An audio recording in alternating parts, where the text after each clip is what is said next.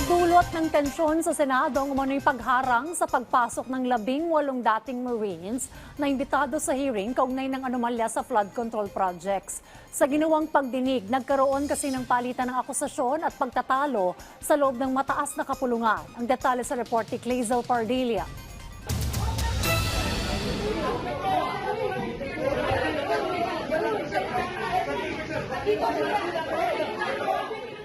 Ang gitgitan, tulakan at balyahan na yan, panibagong gulong pumutok sa Senado. Nangyari ang tensyon sa pagitan ni DILG Secretary John Vic Remulla, Senador Robin Padilla at Senador Pia Cayetano matapos umanong harangin ni Remulla ang pagpasok ng 18 dating Marines sa Senado na inimbitahan ng Senate Blue Ribbon Committee ng Cayetano Block para sa pagdinig ng maanumayang flood control project. Paglilinaw naman ni Remulla, palabas na siya ng gusali nang mangyari ang komosyon. Ano mapipigilan ang mga dating Marines, gayong mag-isa lang siya?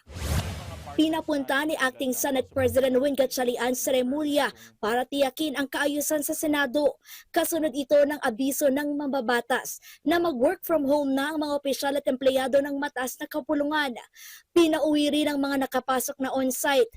Wala naman daw kasing nakatakdang aktibidad. Tanging ang Office of Sergeant at Arms at Maintenance and General Services Bureau ang nasa shifting schedule ang pinapasok. Wala tayong hearing today.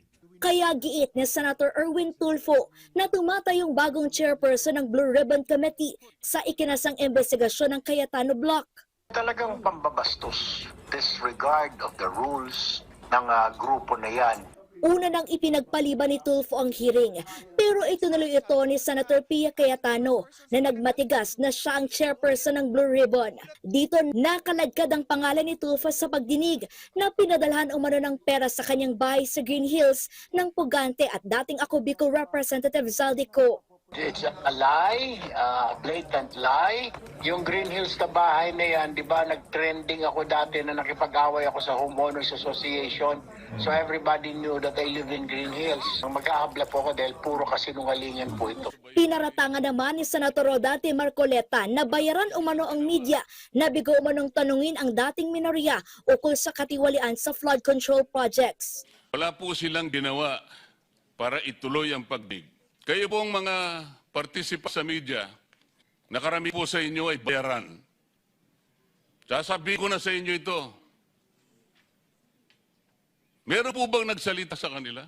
Agad naman niyang binawi ng mambabatas. I'm coming from deep frustration. Mariing kinondena ng Senate media at tinawag na irresponsable ang pahayag ni Marcoleta. Malisyoso anya ang sinabi ni Marcoleta at hindi patas para sa mga alagad ng media na handang ibuwis ang buhay. Maibahagi lamang ang mahalagang impormasyon at nangyayari sa Senado. Tumagal man ng ilang oras ang pagdinig ng Cayetano Block sa flood control anomaly. Hindi raw ito kikilalanin dahil giit ng Gatchalian Block. 10 lang sila, numbers game tayo dito, di ba? Majority rules. Majority kami, malas nila, 10 sila, 12 kami. Kung hindi nila matanggap, makin sila sa korte, mag-file sila. Tingnan natin. Clazel Pardilia para sa Pambansang TV sa Bagong Pilipinas.